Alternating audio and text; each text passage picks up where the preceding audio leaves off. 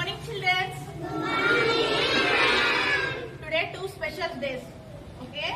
First day Karwa Chauth day and next World Mental Health Day. Okay. First Karwa Chauth day. Karwa Chauth day is Hindu festival. This day celebrated married women. Okay. Next World Mental Health Day. World Mental Health Day. World Mental Health Day celebrated 10th October. This day first celebrated in 1992. It is about caring for our mind. Mental health means feeling good inside.